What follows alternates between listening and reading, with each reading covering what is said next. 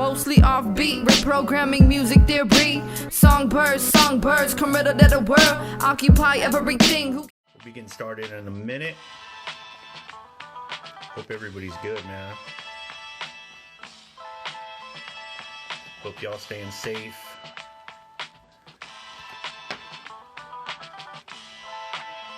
Yo, how many of y'all would have predicted this predicament, right?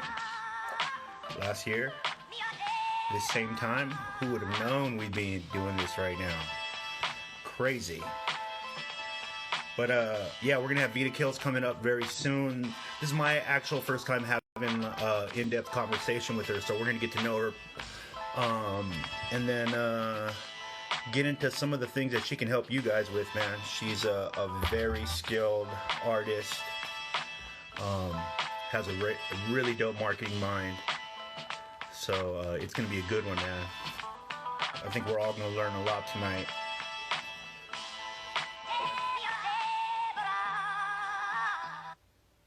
It's gonna be a good one tonight, man. We're gonna go in.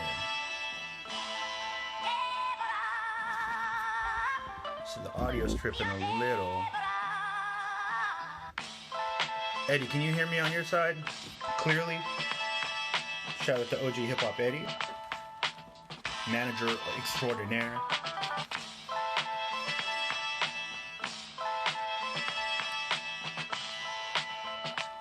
We're gonna learn some stuff. We're gonna kick it.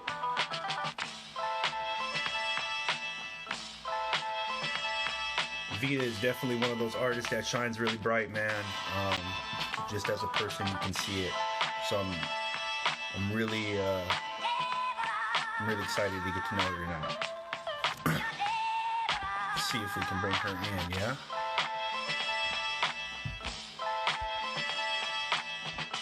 Let me Hey, yeah, Vida, I know you're in the chat room. If you want to capture this, by all means, you can use it for whatever you want to use it. I usually don't capture it. It's up for 24 hours. Let's welcome Vida Killz on the Think Tank. Vida. There we go. Yeah, I hear you perfect. Sick. Hi.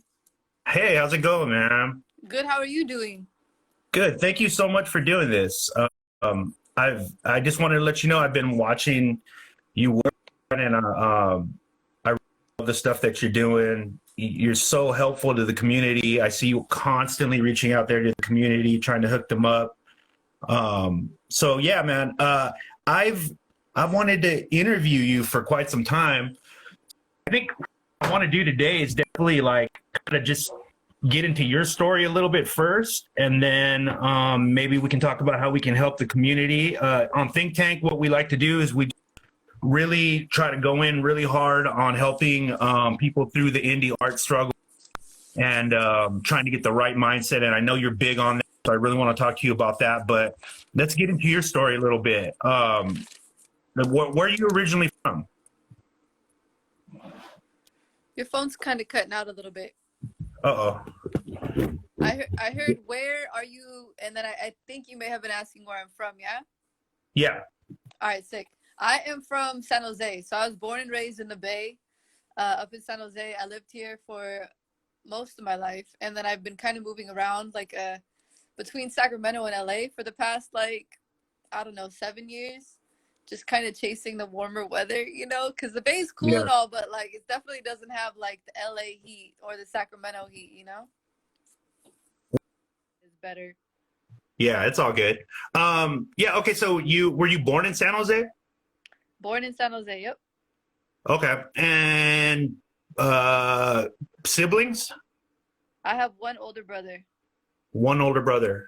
Okay. And how long have you been, would you say you've been making art to the point where you're like, this is something I want to do? To be like, I don't know. I feel like I would sound cliche if I said my whole life, you know, but like that's basically what it is for me. Like I have some of my first memories are literally me sitting in front of like a keyboard playing music, you know, and then it became like you know, I when I was younger, I had piano lessons, and then it became guitar, and then I had a drum kit, and then I was like, I want turntables, and then from turntables, like it became, all right, well, I want to write, and it's just literally been like a constant progression of adding on, you know, different instruments, and then basically realizing that the best instrument I could possibly use is my voice, you know. Yeah. So then that's where I now am, and then I, you know, still blend them here and there, but mostly just my voice. So yeah, basically my whole life, you know, and then just kind of progressed. What about because I know you have a long history in hip hop, especially in LA. What was the draw to hip hop? Was that like an initial thing that right from the jump you were in love with hip hop, or how did that come about?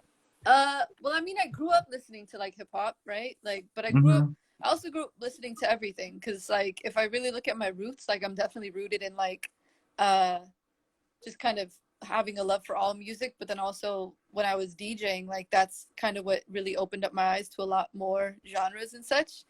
But I never really said hip hop, you know. And even if you were to ask me like what genre I classify myself as, like Yeah, like I definitely fall under the umbrella of hip hop, but also like hip hop cats are like, Vida's not fucking hip hop. You know I what I feel mean? you. Like people are Yeah, yeah. like, she's not like a rapper, you know what I mean? So like I've definitely blended like a lot of different sounds together. But to answer your question, I wasn't like, hey, let me like join that. You know, I was definitely like, I'm doing all this stuff, like, and I actually had started writing and also started audio engineering like a bunch of local San Jose rappers. Like, so I was recording their albums and shit. And then Yeah. one day after like a session, I was like, all right, well, I got these beats. Like, let me see what they sound like if I put like my words on them, you know? And then it literally was just an experiment, and I posted it on like MySpace one day, and people were like Mhm. super geeked off of it. And then a bunch of like local cats in San Jose started reaching out to me, as well as like folks from other cities and other states, just because my sound was very unique. And like Right, right. being in a female body, like folks were also very excited at that, because like there wasn't a lot of people doing what I was doing back in the day, you know. Like I'm definitely very happy to see as many like female artists as there are in the space, you know. But back in the day in San Jose, like I think there may have been like 2 or 3 folks that were really in the scene that were doing things, you know. Yeah. Yeah. You know, I definitely fancy myself a historian when it comes to like indie and underground hip hop, especially in Southern California. So I have at least been aware of you for the last 9, 10 years. And I've also been able to watch um, your influence, you know, whether or not that's something that you claim or not, I can see it as an artist, and I've been able to see it through other artists that you influenced a lot, and that's kind of cool to share with the chat room, because a lot of them might not be aware of that. We have people tuning in from all over the country, but I have always been able to, like, there's even recently I was talking to, in fact, I think Hip Hop Eddie's in the chat room. He works with Platform Collection, and we were talking about how you can see the influence, and that's got to feel dope. You know what I mean? Like, it's got to feel dope. You can see the influence that you've had on the scene, and you know, the various scenes up and down California. But I definitely see it. So much respect to you on that. I think that you've always made really meaningful art. You can tell you speak from your heart. Is that something that was there from the beginning, or did it take time to kind of like know who you are? You know what I mean? Nah, that's definitely been there from the beginning. And that's definitely, I think, because I started off writing poetry, you know? Like, Yep. and it was literally like my way to process all the things that I couldn't really talk about with people. Yeah. And like how to get out all of the thoughts that were stuck in my head from things I had experienced, you know? So like it definitely is a cathartic thing for me.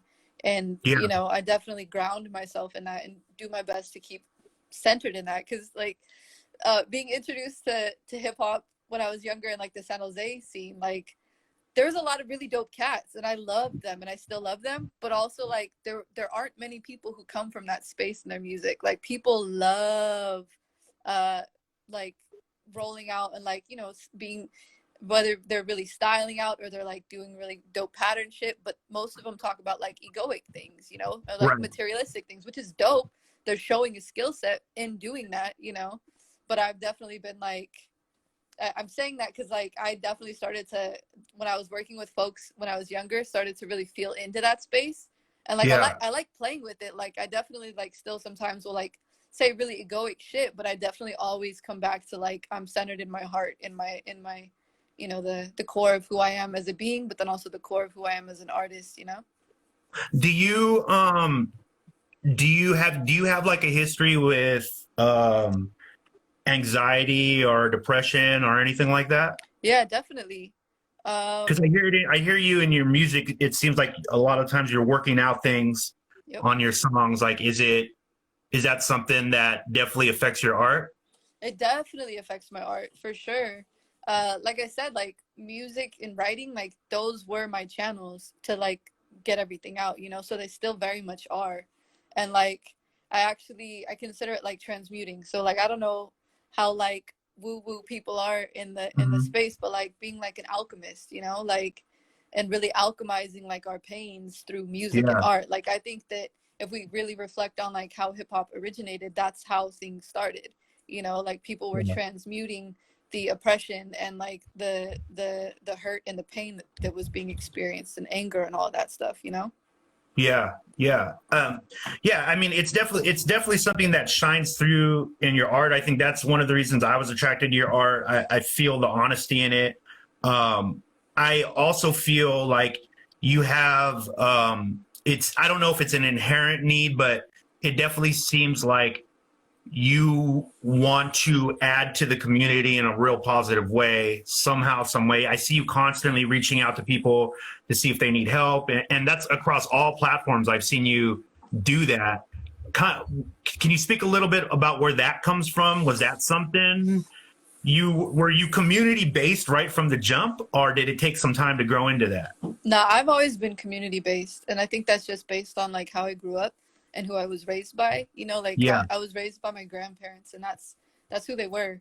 You know, like definitely my parents were around, but like my parents worked so much that I was at my grandparents' house, and like same. my Yeah, yeah, so my grandparents like my grandpa still to this day every Wednesday at least up until we became locked inside, yeah, he goes out to like different food centers and like the union because he was a part of a union because he used to do contracting work. So like he goes to the union, gets boxes of food, and literally like will drive all around town like handing out food to his friends or like wow, people that can't go out and get it, you know. And so like my grandma was the same type of way. She wouldn't go out and do the driving stuff, but like her neighbors called her grandma. Her neighbors knew her as like their mom too, because she was always cooking. She was always supporting the community. So I definitely grew up with that. And, you know, if I really look back further, like even the different things that my grandparents did when they were younger, like my grandpa was a farm worker from like the time he was 7 to like 18 or something like that before he got into construction, you know? So there's yeah. definitely been like a lot of activist stuff. Like he tells me stories of like how he used to, when Cesar Chavez started like his whole movement. Like my grandpa met that dude a couple of times. Wow. I'm not saying that dude in a sense to like diss him, but like just because that's my verbiage I chose right now. But like Yeah, he met him a couple of times. You know what I mean? Like yeah, so that's like where my family path is. And then like if I look out to like my aunts and uncles and stuff, like everyone does stuff in the community, or whether it's through church or like Native American rights, because I'm part Native. So like we have mhm. family that does a lot of stuff in the community in San Jose for that. But like it's just sort of been there, you know? So just kind of, So let me ask you this. It seems like, you have, and we see this a lot with artists. I've hosted my other podcast, Crap Be Awesome, for over 9 years now.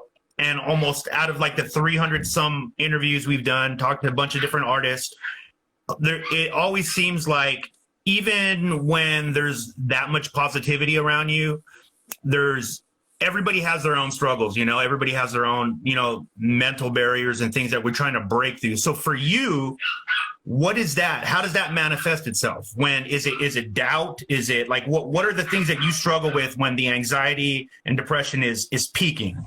I think that I've come a long way from like being in the place of having them peak, you know what I mean? Mm-hmm. But when they were peaking back in the day, it was definitely like familial tensions and stuff like that. Like my parents got divorced when I was young. Like we had a lot of stuff go on that had like, you know, just different situations that were difficult, you know, like So definitely like family stuff, I think has been like the kind of the crux to a lot of things that I'd experienced in that world, you know. But then Yeah. as I've grown older, I've definitely sought out like different avenues for healing, and that's helped a lot. And then also learned a lot of tools, which is something that I do my best to share with like the community at large, like whether it's my fan base or other artists, you know, like how they can overcome those things, or how they can, I kind of prefer to say like dance with them, because like overcoming, it's like kind of an uphill battle, you know what I mean? Like that's the languaging with that. But if you consider like that it's just a dance, and sometimes it's going to be there and it's going to be like a tango or some shit, or sometimes it's going to be like a two-step, like, you know what I mean? Like it's not, it kind of takes away the daunting nature of it. And I think has folks have access to recognizing that it's like it's a space that we experience. It's not like an extra arm off of our body. You know what I mean? Right. That's a really good way to put it. I agree. I think that's a really good way. I like the dancing metaphor for sure. How about when you are dealing with, because this is something I want to share with the chat room. We definitely like to talk to artists about this. Like when you are in your most creative space, right? And it's just flowing through you. What do you do to try to stay in that space? Or can you? No, I've given up any kind of control over that. Yeah. I do my best to just surrender to what is, you know, and like I've gotten to the place in my writing that like I feel like when I'm most just living in alignment with like who I am as a person, that's when I'm really dialed in, if that makes sense. Like, Yeah. you know, when I'm treating my body right, when I'm treating my mind right, when I'm doing all the things that I know will make me happy or make me feel like, I don't know, just centered, you know, if we think of like meditation practices and mindfulness and things such as that, you know, like definitely just accessing that space. But then also like, if I'm completely honest, like I tell folks all the time, like I feel like there's two sides to my writing. I feel like there's a side of me that like sits down and is like, all right, I'm gonna write to this beat. Like we'll see if, you know, if I can make up a theme for it or a concept.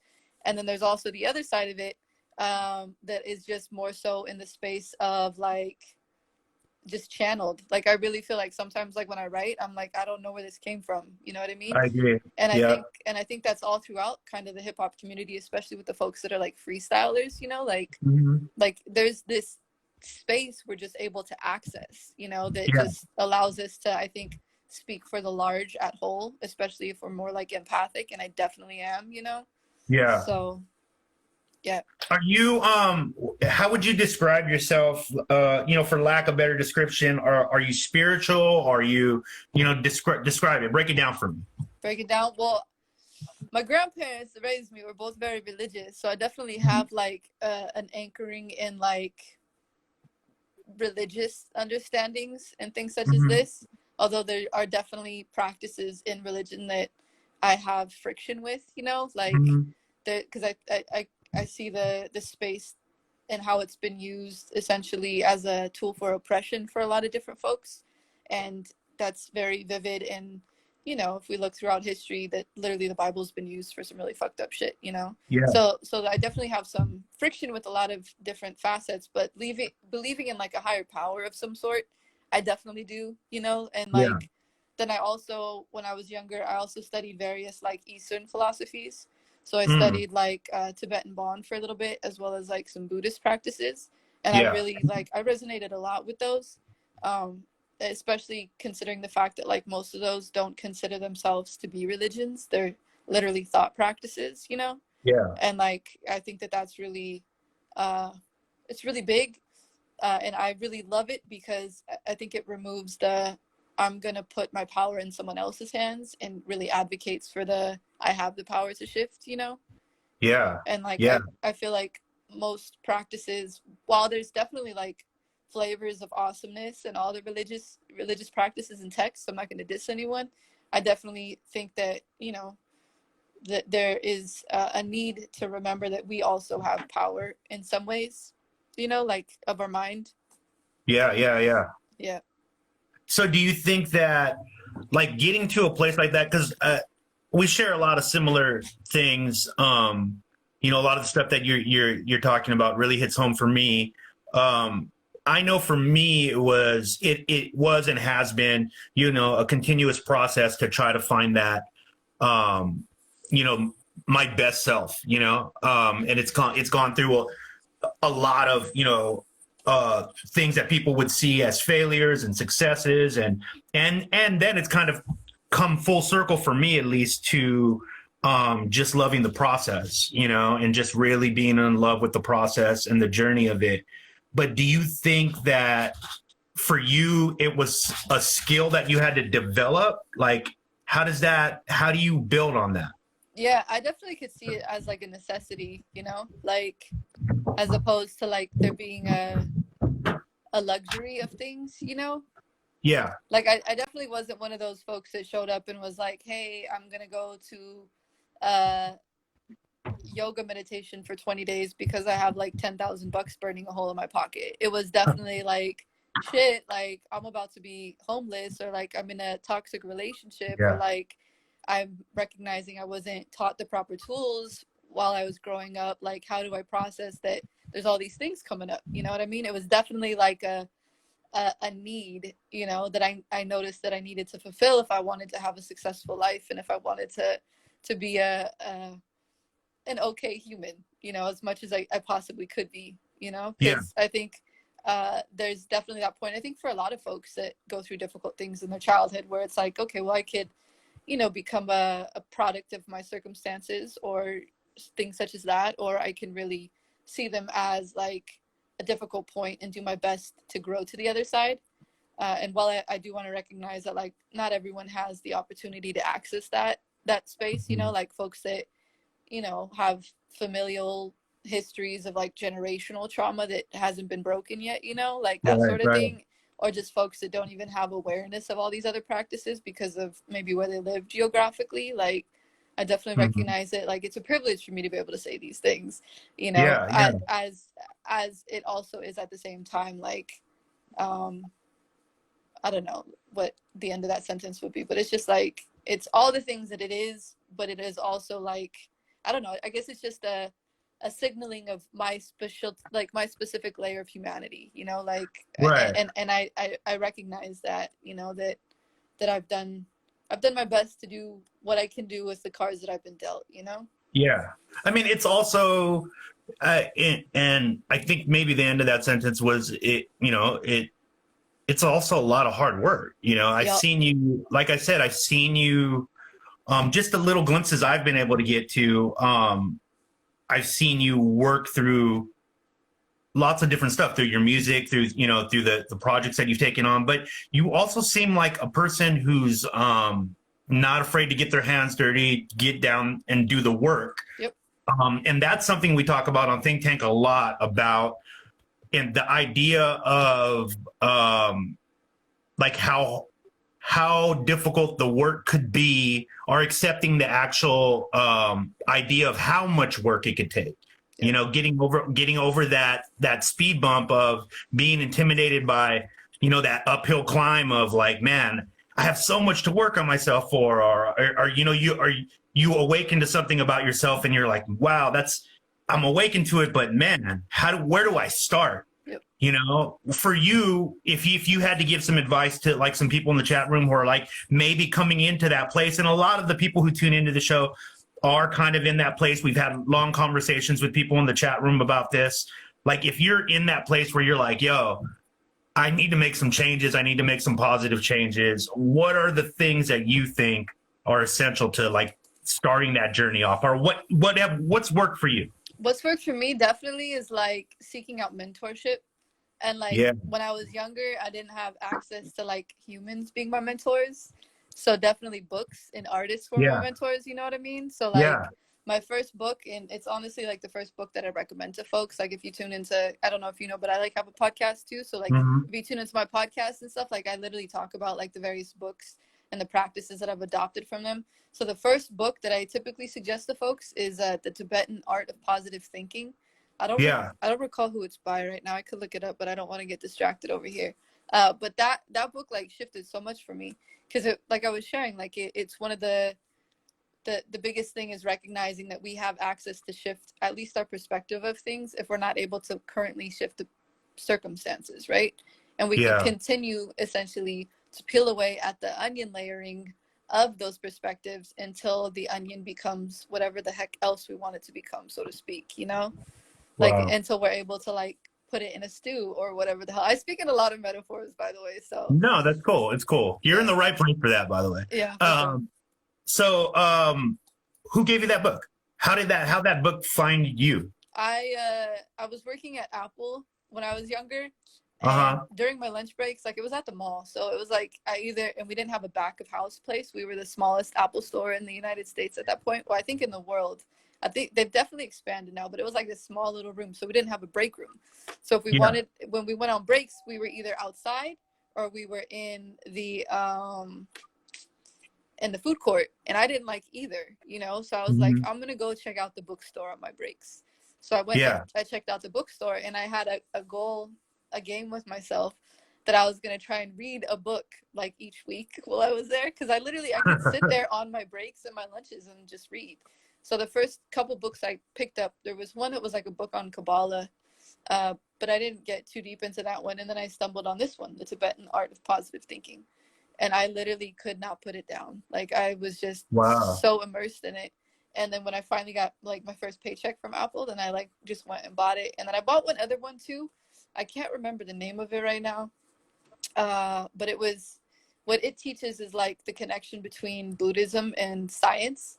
And they had like studied a Buddhist monk's brain waves.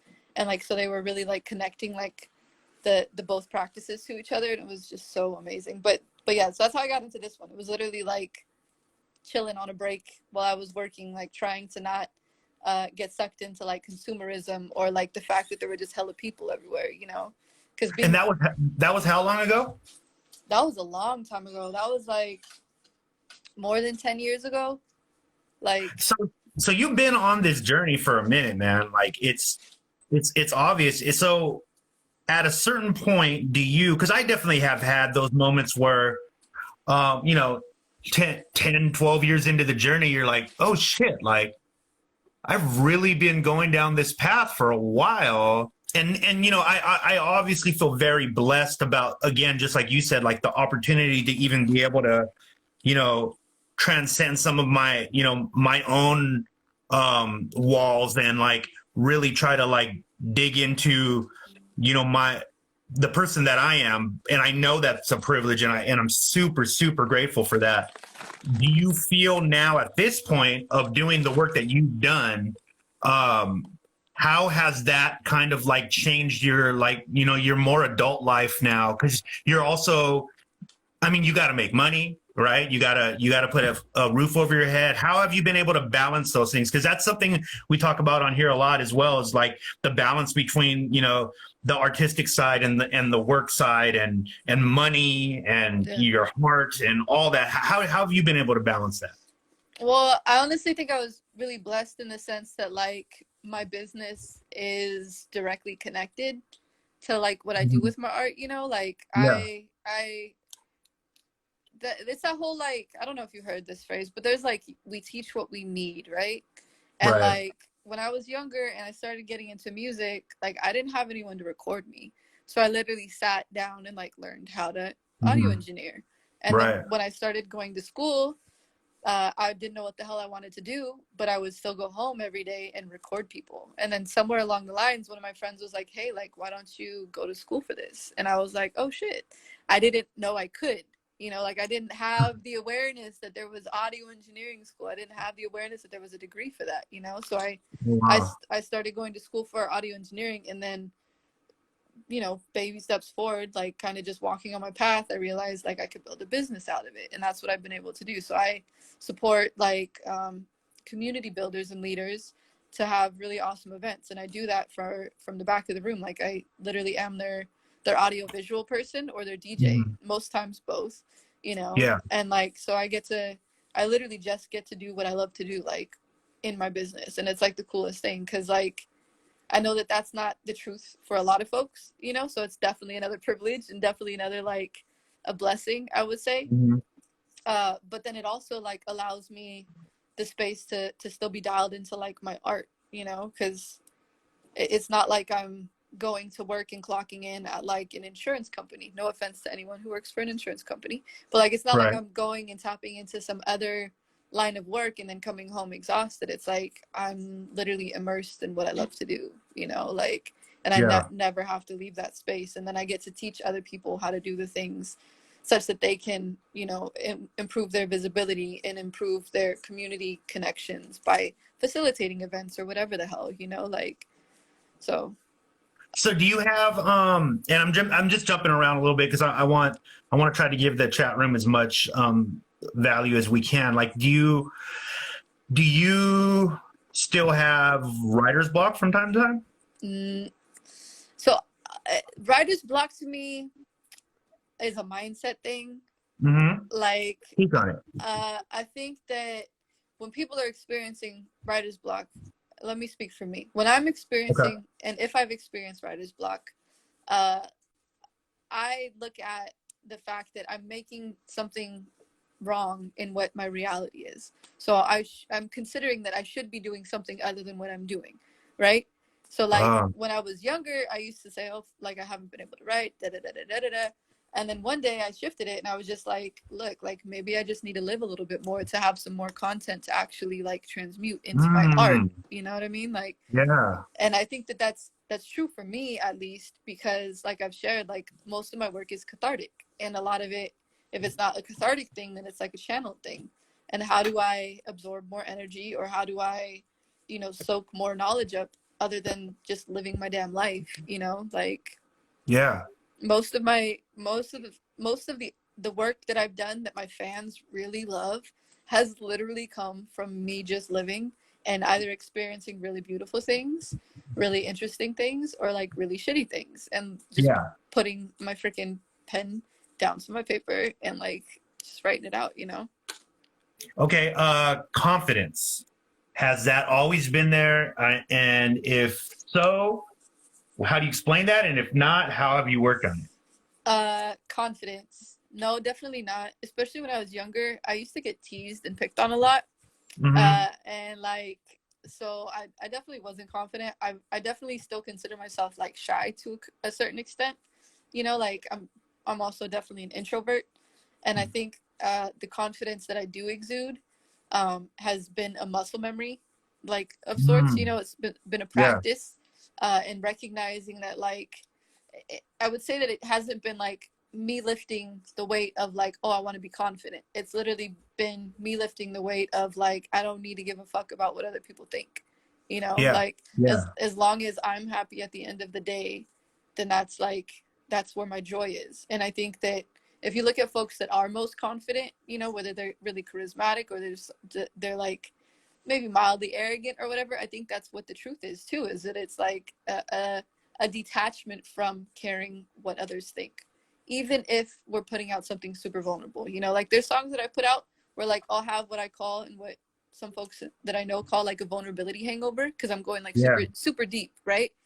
But then I'm like, and then I'll start to like, you know, kind of be like, oh shit, should I have said that, da da da da da, and then I'm like, no, like that helped me get through the space I was in, and now I'm in this more peaceful space, you know? So it's like, again, I think it's just like a dance. It's a dancing with whatever variables come up, and like continuing to choose to be okay with whatever is, you know? And yeah.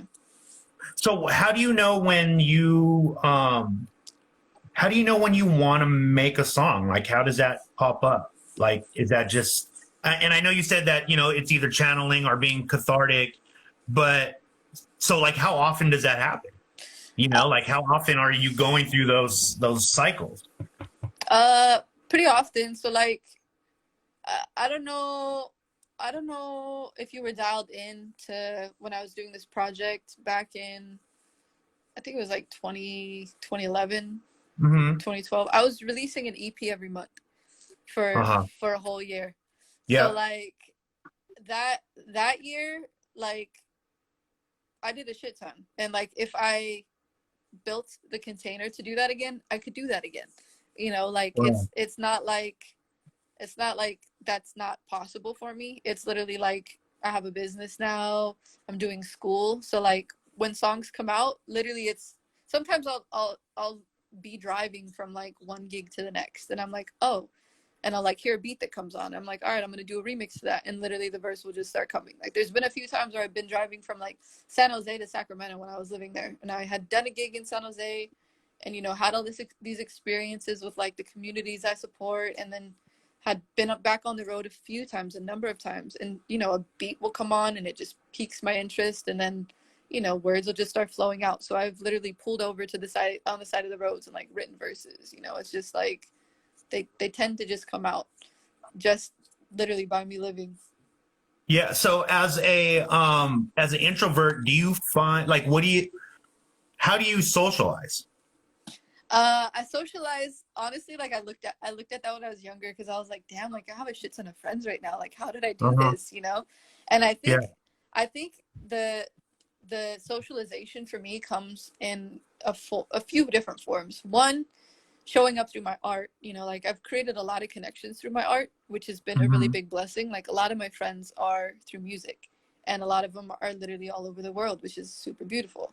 And then also showing up in service to people. You know, like I feel like that's when I look at like who do I connect with most, it's literally folks that also do those things. So folks that show up and cultivate community with their music, or folks that show up in service and literally just want to help people out. You know, it's just like attracts like, that whole thing. You know, like I don't think I've ever really looked at like feeling that I needed to work on creating connections with folks. It's just kind of happened through my being. You know? Yeah, it's definitely something I think I dealt with like early on. I had like this like level of guilt, you know what I mean? For not like wanting to like hang out, you know, or and I've always had a thing with crowds. I've gotten so much better on it now. I feel like I'm in a really good place, but I'm still not like attracted to that. You know what I mean? It's not where I find fulfillment. I really do find fulfillment, you know, in stuff like this, and I'm constantly having meetings with people, just trying to help them out with, you know, their own journeys and stuff. And I like those things, but I've written about this in my music as well. Like it's hard for me to get into small talk. You know, like I have a really hard time with being present in small talk. Like I like to talk about the big things. I like to talk. It's just what my passion is. And only recently, I think I've gotten into a place where I've kind of like just gone easier on myself and not really placed a blame on myself for not wanting to be as social as I see other people, you know, like, and that's super dope. I have friends that are super social and I love that. They're like a light in the room, but that's just not necessarily me. You know what I mean? I much rather have an in-depth conversation. I love it. You know, I definitely have had a journey into being okay with being like a fan of people. I love people, you know, but I like to know what makes them tick. Like this thing right now that we're doing, I'm fucking addicted to this shit. You know, I was thinking all week about like I can't wait to hear her story. Like it's going to be this new thing that I can think about and I can take apart. And but for you, like, do you find a struggle spending time with people who might just want to spend time with you? Like they don't have anything to do with art. They don't have anything to do. They just maybe a friend or a family member. For me, a lot of it was with like family members. Because you know this journey, it's hard to explain this journey to people who aren't part of it. Like, how's that played into your life? I think I've just given myself permission to not judge those situations. I definitely feel friction sometimes with folks that aren't like resonant with just how I show up, you know? Like, and you know, there's folks out there that, you know, they will meet someone and feel so comfortable to like say some weird shit. And I've definitely experienced like folks being like, oh, you're hella quiet, or da da da da da, you know, like, why don't you talk more? And I'm just like, nope, you're not my person. Like I have friends. Like one of my best friends, her and I could literally chill in her house and like not talk for hours and like have the most fun. You know what I mean? Like I know what you mean. And then when we talk, like we could talk about anything. And she's also a musician, so it's like when we talk, we are either nerding out, being really like silly and weird, or just like being super quiet. Like there was this one time we hung out, dude. We were sending each other memes on our computers as we were sitting next to each other, without saying anything, and like literally just like busting up in front of our computers, sitting next to each other in her office room, like, and it was the best, you know what I mean? But I'm sure if like one of those folks that had said, hey, you're being hella quiet, came in the room, they'd be like, what the fuck are you weirdos doing, you know? But like to me it was like the dopest shit. I was like, I had found someone that like just got it, you know, that sometimes like I think that we just don't need to have all those words, you know. Like I had actually, there's this one course I took, so I've done like a lot of, you know, the readings and things like that, but then I've also taken a few like self-development courses. And there was one I did when I was younger that had me have this realization that I adopted as a mindset, which was like, I was sitting in this room with probably like 200 folks, and it's like, it was close to midnight, because the days for that specific program were like 9 a.m. to like midnight, because it was like a leadership training thing. So they wanted to like cram the days with hella content, right? So we're sitting there and it's getting later, and I'm like getting hella tired, and I'm like, you know, going into this like, I'm fucking tired, why am I here? And then I just like shut up, and then I listened to what everyone was talking about, because there was like partner shares going on, and everyone was literally talking about something that was significant, like what they wanted to create out of the program, or what they wanted to bring to humanity, and different things such as this, right? And so in that moment, I was like, I recognized, I was like, damn, like this is like, I called it like chattering with intention, you know? So this room full of folks, like 200 people, like the energy was so palpable. I'm saying the word weird, but the energy, like you could feel it, and it was literally close to midnight. And so like having that, like I definitely anchored that in as a memory of like, that was what I wanted throughout the rest of my life. And I was like 17. I was like 17 when I was in that, right?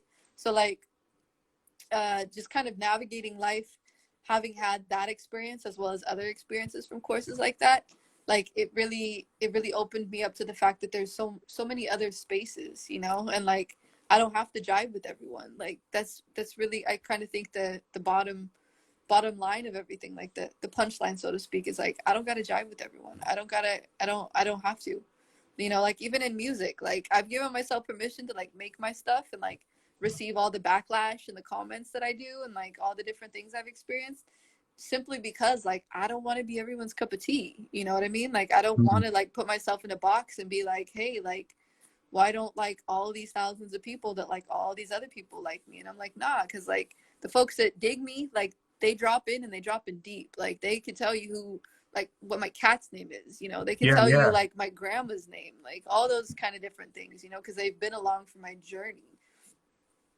That's super important, man. And I think that is also like a topic we hit on Think Tank a lot about, you know, when you start out as a young artist, sometimes you have this need to please, you know, and you know, you've seen it, you've done this long enough to see artists go through that and almost try to tailor make, you know, a sound or a look or a feeling to what they think people want to see them as.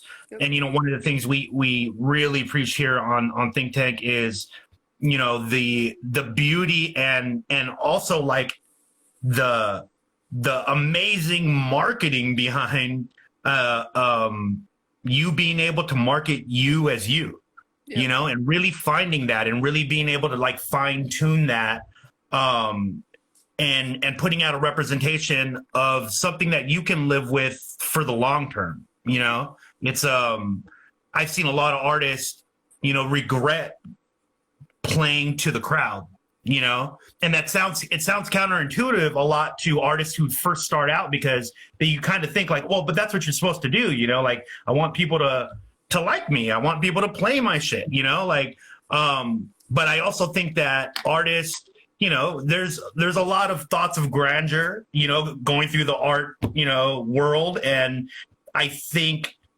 people tend to misrepresent what everybody is, you know what I mean, when they're like, I want to make everybody happy. Like the enormous amount of people you'd have to touch, obviously, to make everybody happy it's not even realistic. You know, and most of the time, and just for as long as I've been doing this, I have not seen anybody be happy with the journey without accepting who they are. You know, like I've just seen it enough times where it just where you can call it out from right when you see it. Like, okay, this person's, they're going to go through some changes because they're not quite there yet. You know, they're not being them, you know?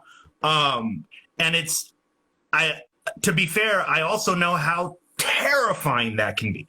You know, it can be extremely terrifying to put yourself out there and be open to judgment and be open to all these things that ultimately most of them don't matter in your journey, you know, like, and that's, but it's a hard thing to do. Like, what are some of the things, especially with, you know, your knowledge in developing a great mindset? What are some of the practices people can do? Like, if you're just starting out, and we have, I'm looking at the chat room, we have literally some artists in here that are really, really experienced, and we have some artists that are just starting out. What are some of the things that people can put into practice, like when it comes to mindset? I think one of the things that comes to mind right now is looking at their favorite artists and their favorite artist's journey. Unfortunately, I think nowadays, younger kids have a lot of like artists that are literally created by record labels, you know, which is unfortunate. But like back in my day, that wasn't the case. Like, there's definitely always been like record labels creating artists. Like, that's just that's why record labels exist. Like, that's their business structure. You know what I mean? But back in like, back in my day, like I'm fucking 70. When I was we know what you mean though. Yeah. When I was younger though, like, you know, like I looked at my community and all the folks that were in the community, and then I really honed in on like I think it was honestly in particular Slug's journey, right? Like Atmosphere. Like if you look at his catalog, like you literally can see like and hear some songs that are like, what the hell is he doing here, to like, what the fuck, that's dope, you know what I mean? Like kind of all encompassing, and then still showing up and being like, I'm the fucking shit, you know? So like I looked at that, and I actually had downloaded like, what is it, like his sad clown bad dub tapes, right? Like bumping those when I was younger, that shit gave me so much permission. I was like, if he could put out this project and be at the level he's at, and it sounds like he literally recorded this on like a handheld tape deck, and then blasted it out to the whole fucking country and whoever else is tuned into him, like I could do whatever the fuck I want, you know what I mean? And I definitely, and I've honestly, like, that's one of the gems that I've kept in mind, is like he has cultivated his art from the beginning and literally just been an artist from the beginning, and you could see his progression in his sound, you know, because his rhymes have always been dope, you know, but it's like the sound, because I think a lot of artists, where they start off, and even like in the business world, like a lot of my clients, they fail to launch, or they fail to like pull the trigger on their project oftentimes because they want it to be perfect. They want it to sound amazing. They think they gotta have like a 4K camera and like a homie that records on like a really dope mic or whatever. Dude, some of the songs that I've released, I literally recorded, I'm trying to look for them, I don't know where they went, but like I've recorded them on my Apple earbuds in like hotel rooms as I've been working client gigs, you know? And then like I've sprinkled a little bit to like EQ it so it doesn't sound like ass, but like, you know, like if you put the product out and you continue to work on yourself and you continue to show up and like connect with the community, like you will be recognized for whatever you're bringing to the table. You know, there's not any, I think another thing is like, and I've heard it and seen it in like my peers and all these other places, like, is that people think there's like a formula to hack. And like, I think that a lot of what has been built around music communities is that the end game is getting a record deal, which is really unfortunate, because it's not like, a record deal is just a really bad business investment unless you're owning your masters and you have like 100% of like your royalties coming to you, but that's unheard of, you know what I mean? And even then like it's very rare that artists will want to remain in that, like, you know, there's, what's his name, Russ, like has like a 50-50 split, I think, with his label. I think that's like and I think it's only on his royalties, like his mechanical royalties or something. So like he like, I don't remember how his setup was, but he like worked it out such that he could still get most of it, right? And like he said, he quotes it in like one of his songs. And then like the other cat I would bring up is like Fora. like Fora was signed and he fucking dropped. Like, didn't he like Right. walk away from his deal? Like one of the dopest things about him that I remember, I think I read it on like that Forbes article that did you read that shit? Yes, that, I like, did. He fucking, this kid, I feel like he's one of the dopest cats. Like, I know people have thoughts on him in various ways, but I really like his business mentality. That's what I'm highlighting, right? It's undeniable. And it's so dope. And it's like, I'm like, who, like, I've considered like if there's someone who's mentored him, but then I'm like, nah, like if you listen to his shit, like I don't think anyone mentored this kid. Like I literally was like, he's literally was just like, no, I'm gonna do this, then I'm gonna do this, then I'm gonna do this, then I'm gonna do this, and he fucking did it. And like I get there's all this shit about all the different things in regards to a lot of different artists, and people could say whatever they want to say, but I'm really just highlighting the fact that like he worked out with his label that they didn't get a hand in his merch. Like that's unheard of. Like that's so unheard of, and that is so fucking dope. Like, so like if artists are coming up, I would invite them to consider, like, you don't have to have it perfect, but then also look at your art as a business, because it is a business. You're selling a product and you have clients, which are your fans. So there's two things to focus on with that. Is one, build an actual business structure for how much you're going to sell each item for, how much you're going to show up at shows for once you get to the level where promoters will say, hey, okay, I'll pay you, or I'll cut you some of like the drink tickets or whatever, you know. And then also like look at how you can do more for your clients. Like one of the things that I really have gotten so annoyed with hearing in the artist space is like folks say that like people are sleeping on them. And I don't believe that that's true. You know what I mean? Especially with like younger kids. I'm like, no one's sleeping on you, dude. You're just not knocking on enough doors. Like go out, knock on the doors, get people to say no to you like 3 different times, then move on to the next person. Like that's how business works. And like if you want to get this really big fan base and become, you know, bring in money, it's not this like out there pipe dream. It's literally like we'll build the steps and then walk them, you know, like that's it. Yeah, it's we had a really awesome conversation with Curtis King was on a few weeks back. He's so dope. He's so dope. He's another one. I've never seen any producer do what he's doing. Yeah, he's carving out his own lane. He's doing, and you know, he's been a personal friend of mine for a long time, and we were talking about how he said a lot of the things, because you know he mentors a lot. He has, you know, his groups that he mentors, and he said a lot of the misconceptions that he sees from the beginning, and he's like, it's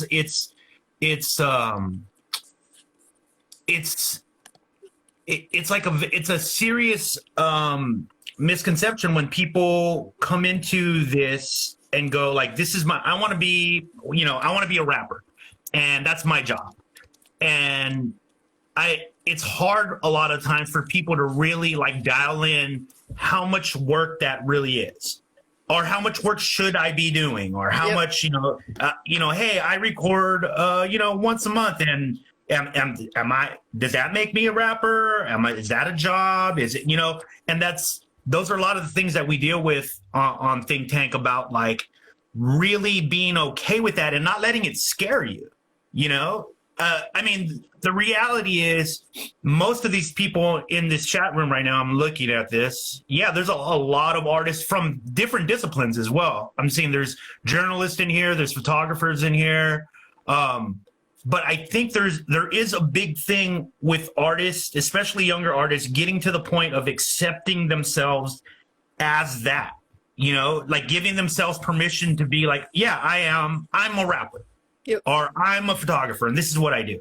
Because you'll hear a lot, and I know you probably maybe dealt with this or heard this when you first started out. I for sure did. I would hear people say like, yeah, I don't tell anybody I'm a rapper because, I don't want to have to explain it. And, and that goes a lot. It affects the mindset, like you're constantly denying yourself to other people, and how that can turn into like a very serious negative loop that gets hard to get out of after a while, and it's a dangerous thing. And we're constantly telling people, like, don't go down that path, fight that as much as you can, accept who you are. Yeah. Like you said, you obviously had this really cool situation growing up and having, some positive reinforcement and stuff. But even now running a business, because you run your own business, you know, and you run multiple businesses and you have different projects, how the workload. Can you talk a little bit about the workload? Because I want people to really know what that means to run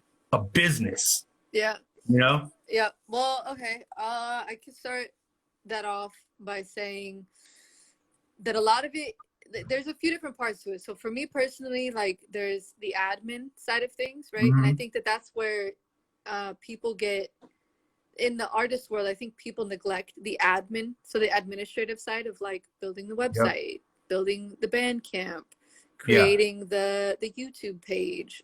Like that's the administrative side. And then there's the other side, which is like content creation, but then also like community building, right?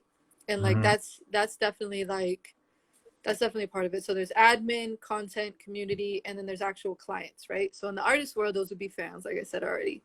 But for me, it's like my speaker clients or my coach clients, like folks in the space of community building that are like putting on events, right? So like for my world, like admin stuff, it's probably about. Hey, Vida, hold on one sec. I got like 18 seconds on this. Guys, you know what to do. We're going to click out and come right back on if you're cool with that.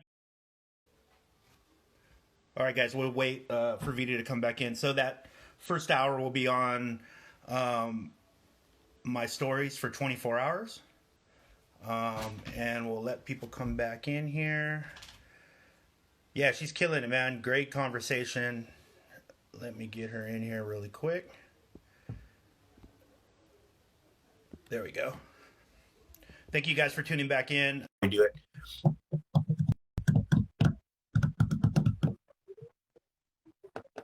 I hope you guys are taking notes, man. This is some really good stuff. Okay. There we go. All right, sick. So admin, there's admin, content creation, community building, and then actual like work, right? Yeah. So like my work is, you know, in the live event space. So I'm at events probably like 75% of the month, right? So then that other 25 is admin, and then like creating connections with my clients. This is when like we're not in shelter in place quarantine type shit.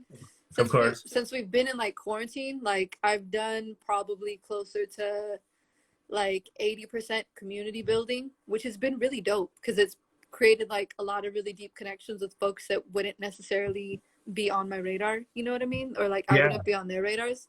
But typically like it's like 75% is like spent showing up. So for an artist, that would be 75% of their time a month needs to be spent at shows, either them performing or them supporting them, right? Yeah. And then the rest of the time, like content building would be like, you know, maybe 20.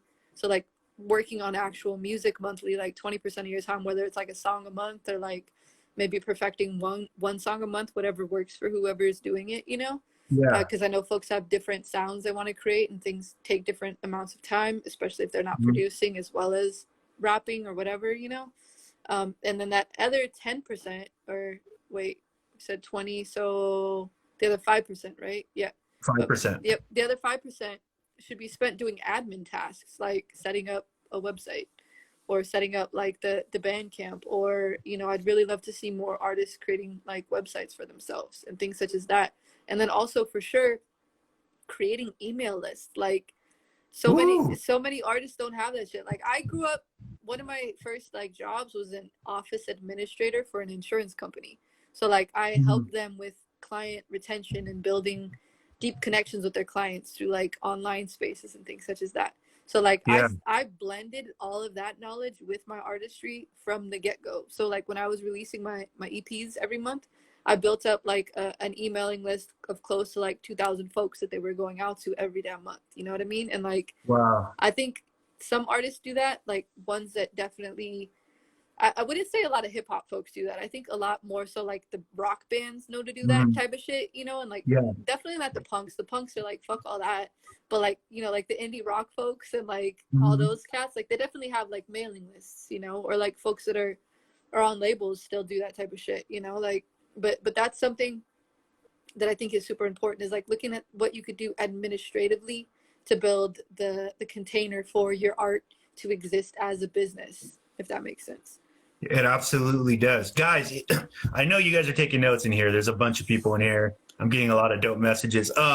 Dude, Vida, tell people, I want people to like plug into everything you're doing. Like, how can they like run the podcast, run all that stuff? I know you've been giving some really cool stuff for Zoom. Everybody's on Zoom. Vida is definitely the person you need to go talk to if you want to get your sound right, you want to stream right. She is the person. So let them know how to plug in with you. Sick. Well, for sure, the number one place that I'm at most days is Instagram over here. I literally respond to like 100% of the DMs that I get, unless it's someone like trying to holler at me, then I just like block them. But so don't do that, you will get blocked. Don't do that. No, that's not the place, not the time. But outside of that, for sure, Instagram, feel free to shoot me a DM. And then also in my bio, I have a bunch of links to different things.